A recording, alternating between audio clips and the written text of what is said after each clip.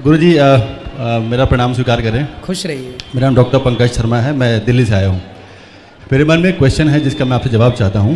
बताइए। और ये मेरा क्वेश्चन है, जो कष्ट होता है, जो शरीर को कष्ट मिलता है, आपका बहुत टाइम से मैं आपको फॉलो कर रहा हूँ, आपकी बातें सुनता हूँ।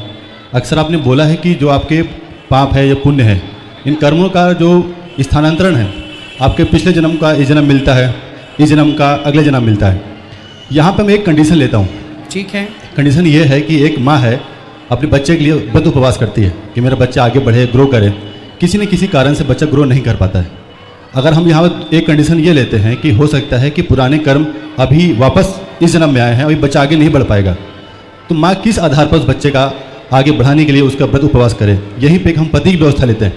मान लीजिए कोई स्त्री है, उसका पति किसी कारण से दुनिया में नहीं है, छोड़ के चला गया। उसने अपने पति के लिए करवा चौथ रखे, बहुत त्यौहार रखे, बहुत व्रत रखे, और आज उस दुनिया में वो उसका पति नहीं है। मेरा आपसे क्वेश्चन ये है, इन व्रत त्यौहारों का, इन परंपराओं का, इन इतनी सारे उपवास करने का, करवा चौथ में वो पानी के बूंद तक नहीं पीती है, क्यों करे फिर वो?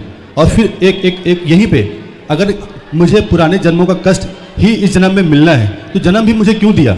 अगर जन्म मुझे मिला भी है, भगवान जानता है कि मुझे इस बंदे को इस जन्म में खाली कष्ट ही देना है, तो भगवान के अत्याचार नहीं हुआ मेरे ऊपर ही? और बस यही एक आपसे और है सर, मैं डॉक्टर हूँ पूजनी, मैं आपसे एक दिव्य आपसे एक आशीर्वाद चाहता हूँ। और मैं चाहता हूँ कि जो कर्म आप कर रहे हैं, मैंने सारा देखा हुआ है, मैं चाहता हूँ कि आपके आशीर्वाद से मुझे आशीर्वाद जरूर दीजिए। कुछ ऐसा मैं भी करूँ ज़िंदगी में, कुछ ऐसा मैं भी कुछ बड़ा करूँ, अनाथों की, गरीबों की सेवा करूँ। ये आपसे मैं चाहता हूँ कि एक दिमाग में इसी थॉट प्रोसेस जरूर आए, कुछ ऐसा काम बनना शुरू हो जिससे मैं लोगों के लिए बहुत कुछ कर पाऊँ। ये मैं आपसे आशीर्वाद चाहता हूँ। चलिए, आशीर्वाद तो है, भगवान आपको बहुत संपन्न बनाए और आप ये सब करें। पर आपके प्रश्न का उत्तर दे दूं, पहले माइक लीजिए। आपने कहा ईश्वर हम पर अत्याचार कर रहे हैं क्योंकि हम दुख उठा रहे हैं, ठीक है।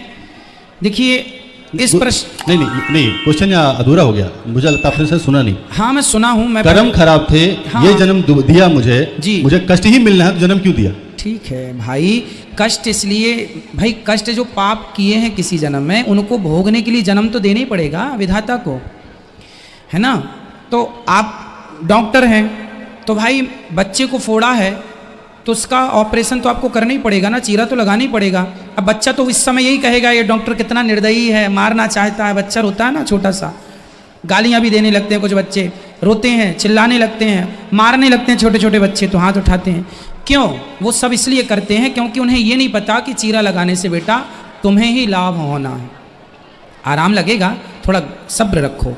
उसी प्रकार जो हमने बुरे कर्म किए थे तो उस बुरे कर्म का परिणाम अब हमें ही भोगना पड़ेगा। तो जब हम किए थे तो हम ही ना भोगेंगे, इसमें ईश्वर का अत्याचार कैसे हो जाएगा? ये तो हमारा ही कमाया था ना, अच्छा या बुरा, जैसी करनी वैसी भरनी। देखो ऐसा है, आपने कहा कि पत्नी करवा चौथ करती है, फिर भी कुछ स्त्रियों के पति गुजर जाते हैं, क्यों? फिर क्यों करवा चौथ किया जाए? कर्मों का ही फल भोगना है, तो फिर ये पूजा पाठ, जप तप, व्रत क्यों? बात सही है, आपकी पकड़ अच्छी है, प्रश्न बहुत साइंटिफिक आपने पूछा है, आज के हिसाब से समझ के पूछा है। ये प्रश्न बहुत लोगों के अंदर उठता है, पर आप जैसे बुद्धिमान लोग ही इस प्रश्न को पकड़ पाते हैं। इस प्रश्न का उत्तर कथा में हमने कई बार देने का प्रयास किया है।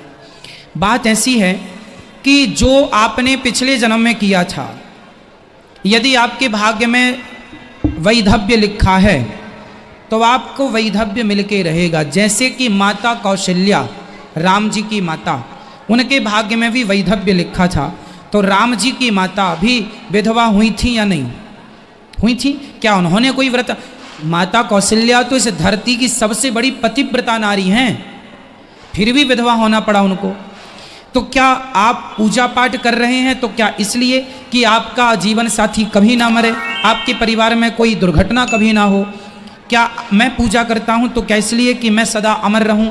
ना जी, ये तो मृत्यु लोक है, इसका नाम ही मृत्यु लोक है। जो आया है वो मरने के लिए ही आया है। बट जो आप पूजा पाठ अच्छाई आज कर रहे हैं उसका परिणाम भी मिलेगा।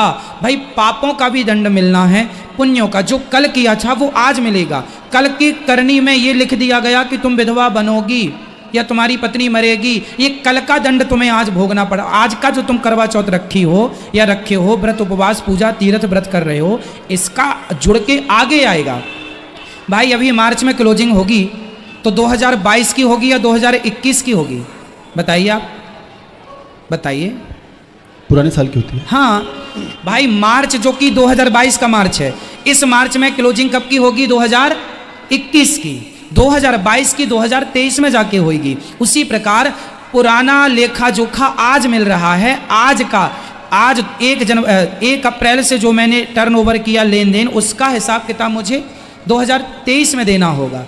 उसी प्रकार जो कल किया था वो आज, जो आज कर आप वृंदावन आज आए हैं, तो ये आज का फल, आज का पुण्य किया हुआ आपको आगे मिलेगा। ये आगे की फाइल में सबमिट होगा ना, आगे की फाइल में जुड़ेगा। अभी जो आपके साथ हो रहा, अब आप कहें मैं तो बड़ा नाम जपता हूँ, बड़े कीर्तन करता हूँ, बड़ा व्रत करता हूँ, महाराज जी देखो मेरे जीवन में इतना संकट है। ये संकट इसलिए है कि आपका